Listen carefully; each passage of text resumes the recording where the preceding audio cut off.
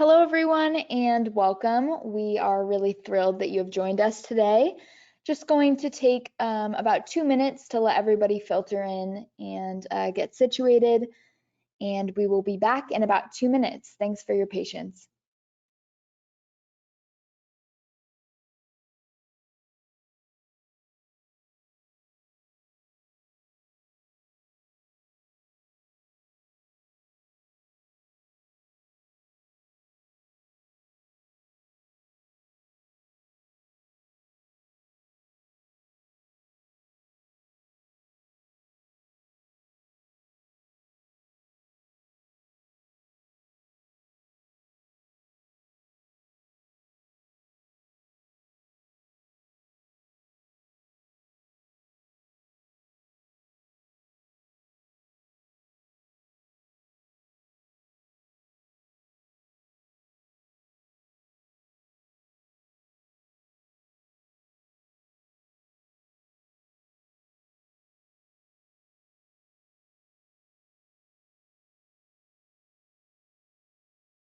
If you are just entering the meeting, just going to give it about 1 more minute to let everybody filter in. Thanks for your patience.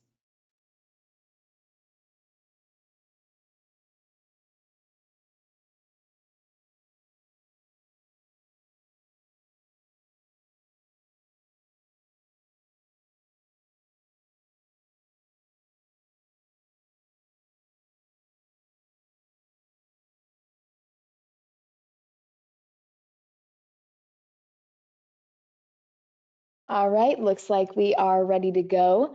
Thank you again so much for joining us. We have a great presentation and demo in store for you today. Just want to remind everyone that if you have any questions that come up during the presentation, please feel free to just drop those in the question box on the right-hand side, located in the control panel, and we will get those answered for you. And at this point, I'm going to turn it over to our presenters. Cool, thanks Madison. Well, first off, thank you everyone for joining today's webinar, wherever you are in the world. I'm really grateful for you taking the time out of your busy days to come and watch this webinar. So yeah, really excited. We're going to be covering the topic shown here, emulating the Iranian nation state threat group, APT35. And so before we dive in, just a quick introduction. My name is Andrew Costas. I'm the Adversary Research Engineer and Chapter Lead for the Adversary Research Team. I've been with AttackIQ for some 2.5 years now, and generally been in the tech and cybersecurity world for upwards of about 20 years or so. I'll let Andrew introduce himself. Yeah, thanks AC, and great to have another Andrew on the call. So I'm Andrew Habibi Parker. I'm the Senior Technical Director for the Europe, Middle East and Africa sides of the AttackIQ business. Been at AttackIQ exactly the same time as AC. We started at the same time. I worked with AC for the better part of a decade, so great to be working with him at AttackIQ as well. But I've been in IT cybersecurity for the last 24 years now, so show my age. Yeah, it's a privilege to be able to head up this webinar with you, Andrew. And yeah, better to have two than one, that's for sure. But yeah, let's dive right in. So just a quick roundup of the agenda and what we'll be talking about today. So I'm going to start with a brief kind of mini history lesson of Iran and why we're kind of talking about Iran and specifically APT35. That's going to kind of then lead into more of a threat intel briefing, where we'll talk about some of the tradecraft and the high level profile. And then we'll kind of dive more into the attack graph and the specific stages that represent a recent APT35 intrusion set. And with that, then I'll be handing over to Andrew, who'll be doing a live demonstration and covering off a little bit more about some of the product side. All right, so let's jump into it then. So it would be remiss of me to kind of skip some of the more significant events in Iran's history and by significant, what I'm really referring to is really the Iranian Revolution that took place back in 1979. So just as a quick history lesson, for those that don't know, and I personally find it quite interesting to kind of get into the mindset of some of the history, and you'll see why in later slides. But essentially, before the revolution happened, the Shah, also referred to as the King of Iran, wanted almost Iran to be like Western society. So at the beginning of his reign, he did a really good job of that. And, you know, many Iranians were actually very happy to embrace this kind of new and exciting Western culture. And during his reign and during this era, you know, the country, you know, modernized, you know, transport sectors, the education sectors, the international exportation of oil was thriving. Women were given the right to vote, and relations really with the West were actually at an all-time high. Now, unfortunately, not all of these changes suited all of the Iranians, and you know, during this kind of period of growth and evolution, there seemed to become more of a divide between the kind of lower working class people and the ones that had sort of fully started to embrace the Western culture. And what really happened was that there was an eventual recession and high inflation rates and various other kind of domestic challenges, which then kind of led to mass protests. Now, in 1979, the Shah was overthrown and the people of Iran voted for the Islamic Republic, with a guy called Ayatollah Khomeini, who became the first leader of Iran, who kind of thought of himself as kind of a holy man, you know, a man of God. And he actually wanted to essentially reform Iran back to its kind of pre-Western adoption culture. And so, you know, as part of that revolution, I'm sure probably a lot of you have heard about the US embassy that was stormed and hostages were captured over the course of a couple of years. And then ever since then, which was around 1981, the kind of the US and Iran really cut ties. And, you know, ever since then, Iran have refused to halt their nuclear enrichment program. Tensions have increasingly become more strained between Iran and the Western world. Now, as part of the kind of revolution and when the Shah was overthrown and when the first supreme leader of Iran was elected, then came about what's called the IRGC, or the Islamic Revolutionary Guard Corps. In Persian, this military group was known as the Arm of Guardians of the Islamic Revolution, or otherwise known as the Army of the Guards. But really, the intentions behind it were to defend the Islamic regime from both domestic uprising as well as external threats. Now, initially, it was set out to prevent government coups and, as I say, tackling domestic disputes and protests and that kind of thing. But eventually, it became increasingly more responsible for executing foreign policy, controlling society and uprising, as well as running the economy and their military operations. So you can think of the IRGC really as like some kind of form of parallel government or a regime within a regime. And they consist of various branches such as aerospace and ground forces, a navy wing, nuclear command, resistant forces, and they obviously have overseas operations as well. Now, it's estimated they have somewhere in the region of about 250,000 members, upwards possibly around sort of 300,000, and they actually have an estimated $12 billion per year annual revenue.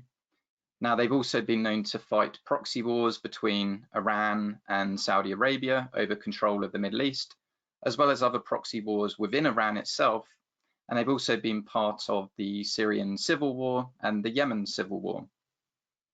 Now, the key takeaway here is that the IRGC have been attributed to several named intrusion sets and threat groups. And of course, what we're here to talk about today is APT35 being one of those attributed groups. So IRGC, in essence, they are an intelligence arm of Iran's military, and this includes state-sponsored cyber attacks.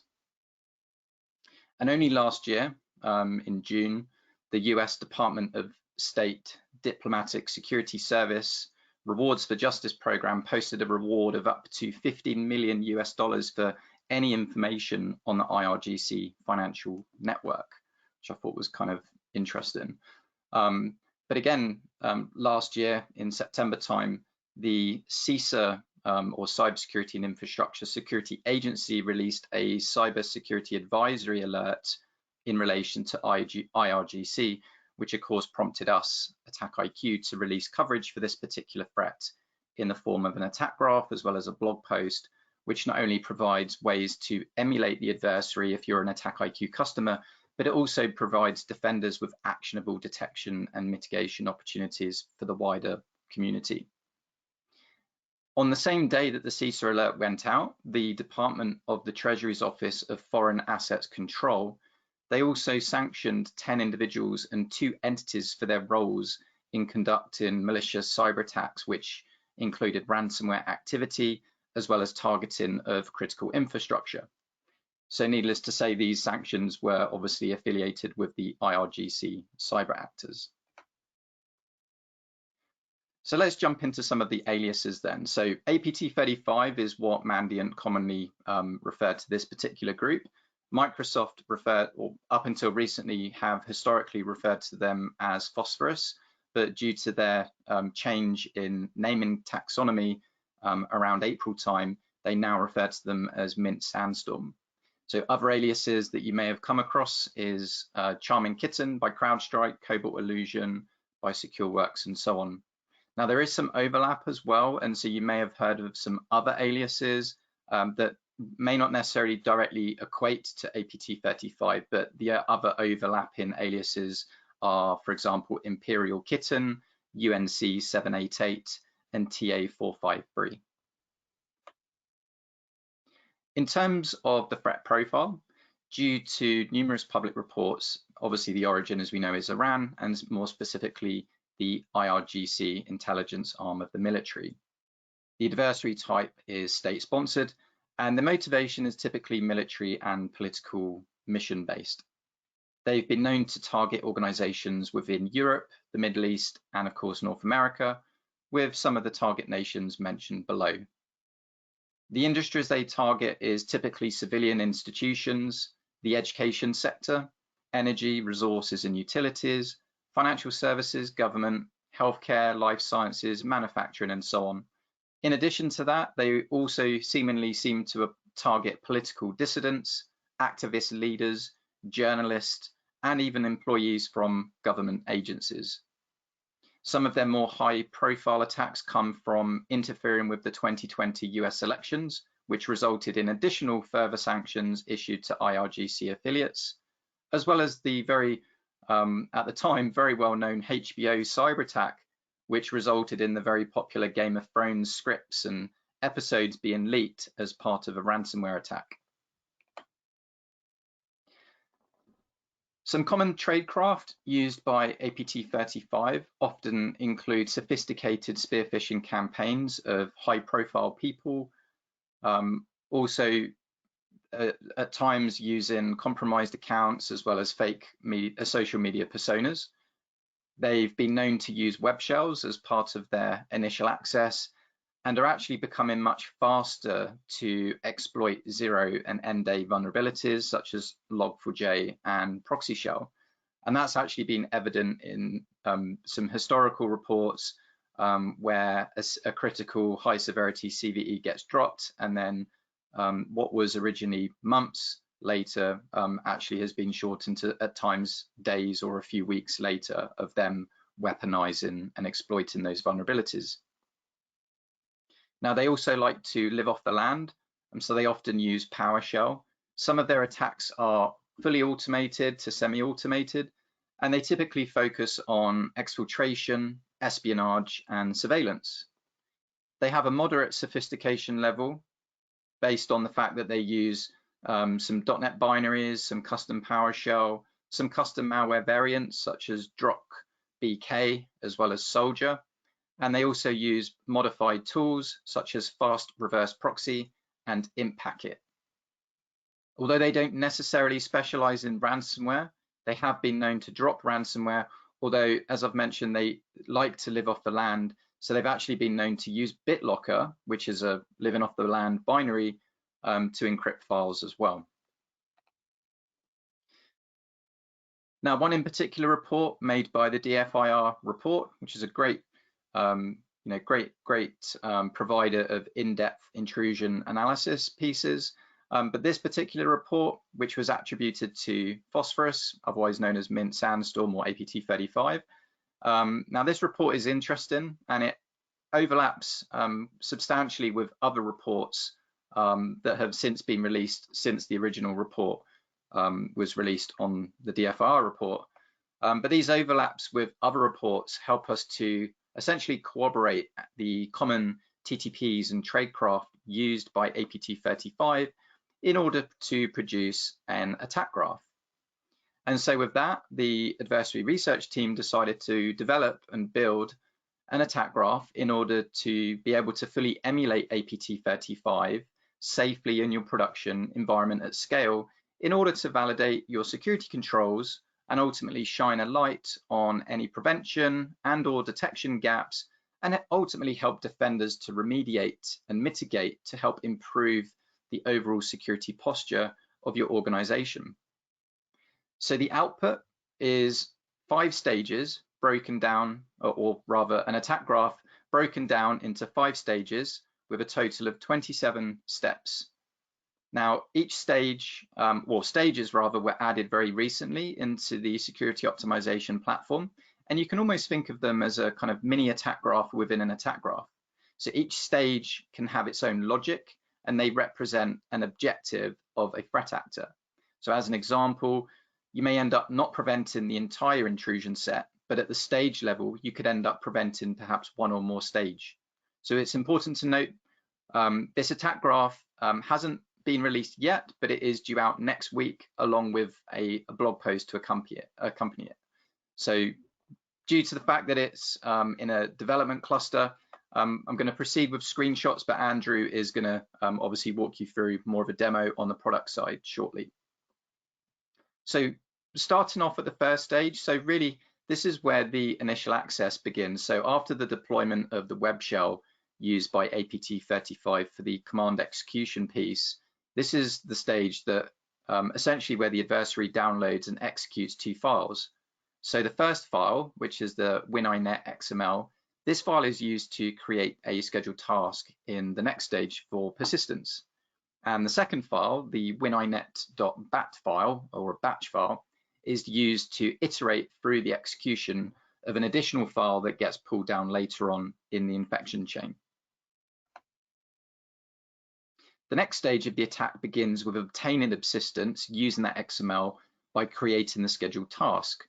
And then subsequently, APT35 will then seek to modify Windows Defender preferences in order to disable its analysis and detection capabilities, which is, as we probably know, a very popular defense evasion tactic, which is commonly used, not exclusively by APT35, but just in general.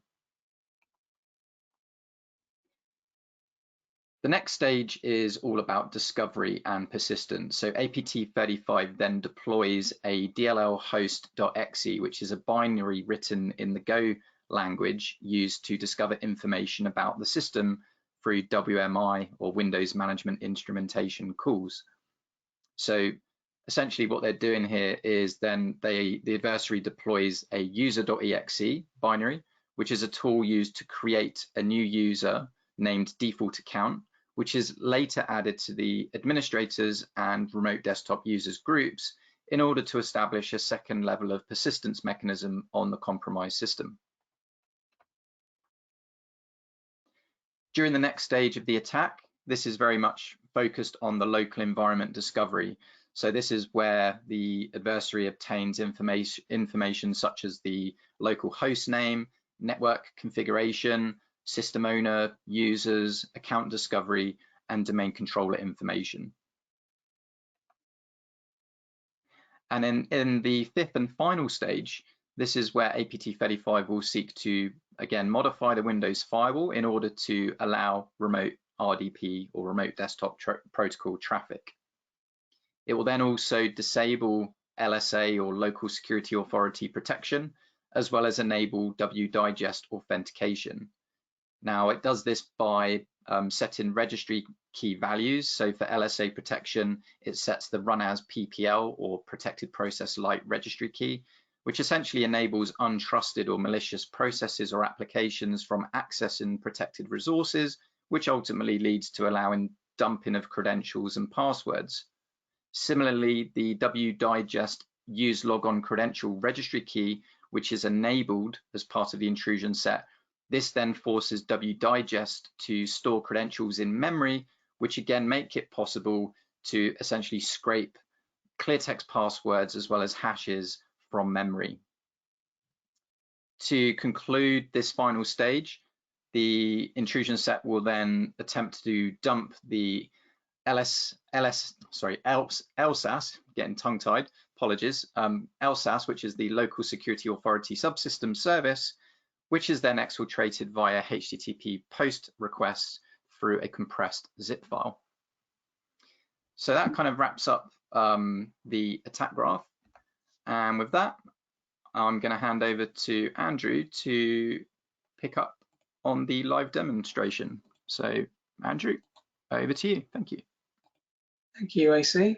So let me just share my screen here. Good. Okay, so I'm going to walk you through the AttackIQ platform. And I'm actually going to show you an attack graph and show you how we present the results and how nice it looks in the platform with the prevention and detection results. So there's a great amount of intelligence that we provide. But before I do that, I want to start on this MITRE attack matrix. So one of the dashboards we have in the platform. So I just want to talk about two key concepts, which is the prevention and the detection. And it'll help when we look at the attack graph in more detail. Now, this MITRE attack matrix dashboard we have, I'm actually feeding it with what we call assessments. So I've got 10 assessments that I'm feeding this dashboard with. So an assessment in AttackIQ language is a collection of one or more TTPs, or what we term scenarios. So I've got 10 different assessments that I'm feeding this dashboard. So we're taking the prevention and the detection results of those 10 assessments and showing them in an aggregated view in this dashboard. So a nice single pane of glass view. Now the number of assessments you can display in here is as many as you want. So it could be 1, it could be 100. It's entirely up to you. The main thing here is that visibility across the MITRE attack framework from a prevention and a detection perspective. Now, just to drill into the prevention piece a little bit further. So we utilize test points in the environment as the threat actor. So they have one objective and one objective only, and that is to run the TTPs that you ask it to run, and then tell us whether it's successful in achieving the objective of that TTP. And that's what we term prevention. So when that test point provides the results back, it will be either that it actually was able to run that technique unhindered, and we'll call that not prevented. And conversely, if it runs that technique and something stops it, so a security control prevents it, it's going to mark it as prevented. So prevention is green on this dashboard and not prevented is red. So very simple, easy visibility. And then we have a second stage, which is detection. So this is where we use what we call our integration manager to go and query your security controls. And we can do that directly and via your SIEM platform. And that's a great capability to have because it can help you understand if you have a login failure between your technologies and your SIEM. You know, sometimes logs don't make it into the SIEM in a timely manner. You know, things get lost on the network. Maybe you're using UDP for syslog. So we can help you have that visibility of that type of failure so you can take corrective action, and we can show you where the gaps are. So just a quick view of here. So I've got lots of red. So red is typically bad, but there's always context involved in results. Just to give you what I mean about that.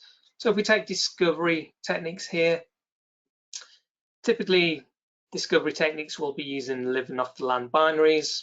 So things like net.exe or if.config, ipconfig, for example. So things you can use on a system, operating system by default. So typically you're not going to prevent those. That might make your IT admins a little bit cross and not being able to do their job, but you'd certainly want to understand whether someone from the HR team or the finance team, or maybe an executive, is running that technique or that binary, because that could be highly suspicious. So not preventing it isn't really an issue. Some people may want to prevent certain techniques from being run, but on the whole, you'd normally not prevent it. But you do want to know whether you have that detection capability. At the other end of the scale, data exfiltration, well, absolutely. We want to know when data is being able to leave the building without our say-so. So obviously very important for double extortion techniques with ransomware these days. You want to understand that that data is not being leaving the building without your say-so. So having no prevention of these techniques I've used in this environment for data exfiltration, that's a big concern. Now, if I look at it from a detection perspective, it shows and paints a different story. So we can clearly see that exfiltration was not prevented, and yet when the integration manager has gone and queried my security controls, it's found at least one security control in my environment that has detected that data leaving the building, but has done nothing to stop it. And that's a fairly common scenario that a situation we find in environments when we start testing, where a customer assumes that they have a technology in place that should stop that data being exfiltrated or should stop that technique. And when you start testing, you quickly find that, well, maybe someone's turned off the protection capabilities because it was too noisy or it was generating too many events or alerts. So it's great to have that visibility, and especially aligned to the MITRE ATT&CK framework. So how does an attack graph look like? So what are the results we present? So I'm just going to go to the assessments tab here, and this is where I have all my assessments that I've run previously. I've got a lot here. I'm just going to take the first one here, which is Turler. So another state-sponsored threat actor with a snake malware, but this time from Russia. So I'm going to click on the summary. This is currently still running. I've only run it once. And I have the results down here. So I've run this on 2 different systems. Now I'm going to pick this result here, so the bottom result. And we can see the attack graph here. So I'm going to zoom in, make it a little bit easier to see. So as AC mentioned, we have the stages at the top. So we're starting with initial access, so the malware delivery phase, so how Turler are actually getting their malware into the environment. And we can see the scenarios that we have. So some are red, meaning it's not prevented. Some are green, meaning it's being prevented. And you can see these connecting lines. So this is the result. So we're showing the path that it took. So we can see here where we're trying to download the Turler PNG dropper to memory. So this will test your network control. Can we actually download the malicious file through that security control in the first place? Well, in this case, it wasn't prevented. So my security control has not stopped that. So we've gone on to the next step, which is to take that same PNG dropper and try to save it to the file system. And this is going to test your EDR technology and maybe your advanced AV technology if you have it. And we can see that was prevented. So we know that the EDR in this case is done its job. And therefore it's gone to the create registry entry technique. And then finally that was not prevented. It's gone to the reflective DLL injection technique. And in this case, this has been prevented. And at this point, we've said end the attack graph. And we've effectively stopped the threat actor early in the kill chain, which is a good thing. Clearly, if it had gone through to the rest of the attack graph, we can see it's all grayed out because it hasn't been run. But if it got to step 18 with exfiltration, we know that's a little bit too late to stopping that threat actor. So we've got the stages. So if this was not prevented, we can see the green line here that's grayed out. It would have gone to create the registry entry. So again, we would have got to that stage and got the results. So that's one way we present the attack graph. And then we have the stages below. So we can see we only made it through the first phase, which was the initial access. All the others were not executed because we ended the attack graph at the reflective DLL stage. So let me show you the results of how we present them for this. So we have our different steps that were aligned under the initial access malware delivery stage. And I'm going to pick the tailored PMD dropper to file system here. So we've got some prevented and we can see the detections. So we can see which technology detected it. And because this is still running, we've got some results that are still pending. So I'm going to click on the step 1 here. And we can see we've got a number of different tabs. So we've got activity details, mitigation recommendations, detection details, observables, and alerts. So I'm going to start at the activity details. So I mentioned the test point, that it's the threat actor, it's the one that's going to be running those techniques. As part of running that technique, it provides the information back as exactly how it ran that technique. So we can see here, it got the content of that malicious PMD dropper to save to disk. It decrypted it, saved the content to disk. We can see the data was successfully saved, and we've got this file name here, this executable.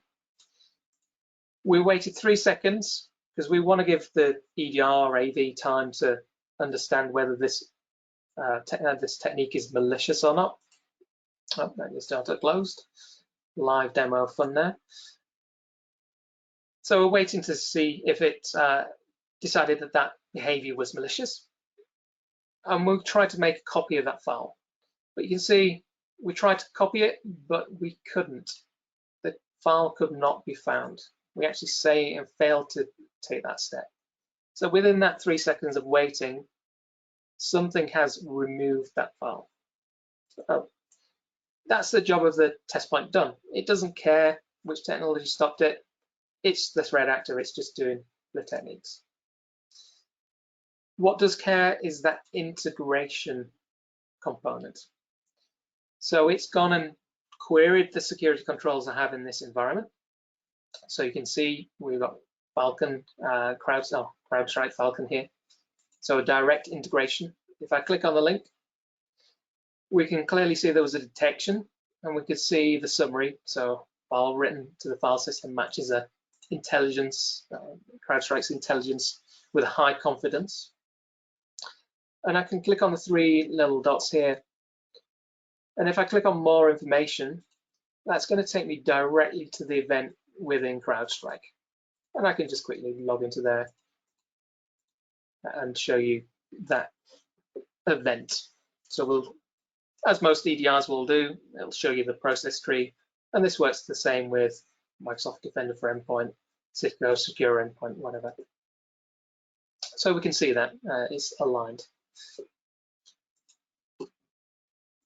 We also give you the ability to look at the raw log, so you don't have to dig into the log within Falcon there. We're giving you that evidence, and we can see, scroll down if we can find the file name, which will be here somewhere. It eludes me right now, but it will be this one. So we're giving you that log data, so really handy to have. And then finally, on the detection piece, we're giving you what we call the observables. So how did we find this evidence in CrowdStrike? Well, we actually used the file hash and the file name to find this log and this entry. So no ambiguity about how did you find that event in CrowdStrike. Does it actually apply to CrowdStrike? Is it the right thing? Well, we're giving that visibility and transparentness, so there's no ambiguity with it.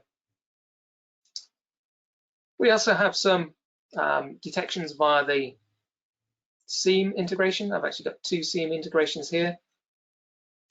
I'll go for logarithm, and we've got a whole range of entries here, and we can see we've got some quarantines.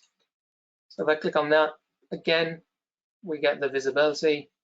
We can clearly see that file name matches with the file that was tried to be written to the file system.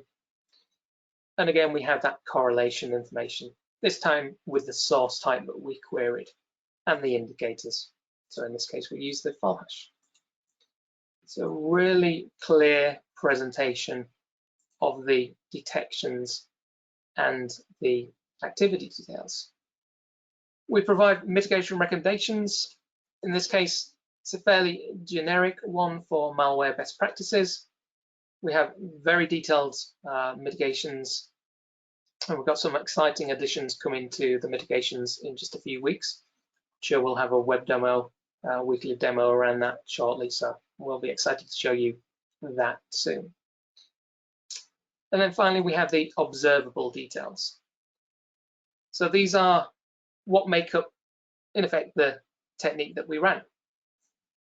And we provide these in sticks format. So if you want to use these for detection engineering purposes, you absolutely can. So those file hashes, maybe we're doing something over the network, so we'll have IP addresses, source and destination ports, maybe a URL or domain that we communicated with. We give you all that intelligence, so it's very clear as to how this attack ran and what the payloads were or the commands we ran with it. And then finally, if we have any alerts from your SIEMs, we can display those here as well. So we can provide those, and again, very easy. It gives us the ability to drill into these, see the evidence. If I just go back to the alerts, and we can drill into this evidence, view that. That will take me directly to the Splunk instance or the log and the Splunk instance. If I click on the alert, and we get that intelligence. So really, really nice. So that's just what I wanted to show you in the platform. What I want to do now, I'm just going to go to back to the slides and just talk about some of the resources we have, because we always like to end on a high and give you some information that you can take home and do some research from. So one of the resources I want to call out is where AC and the rest of the adversarial research team sit, and the fantastic work they do day in, day out to help build fantastic content for the AttackIQ platform. They really are an amazing bunch of individuals that come together and build amazing stuff for us. So I just wanted to call that out. We have a link on our website, and if I just get my web page back up here a second, let me just bring that back. That one, if you go to our AttackIQ Insights page, you'll see those blog posts that you can subscribe to.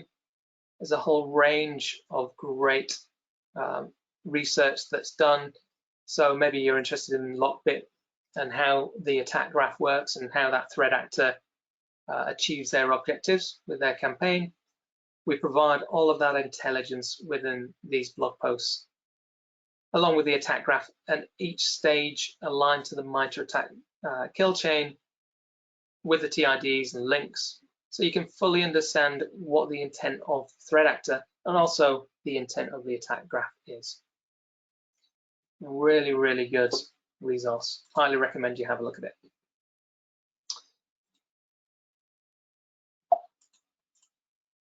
And then finally, we have an amazing set of other resources.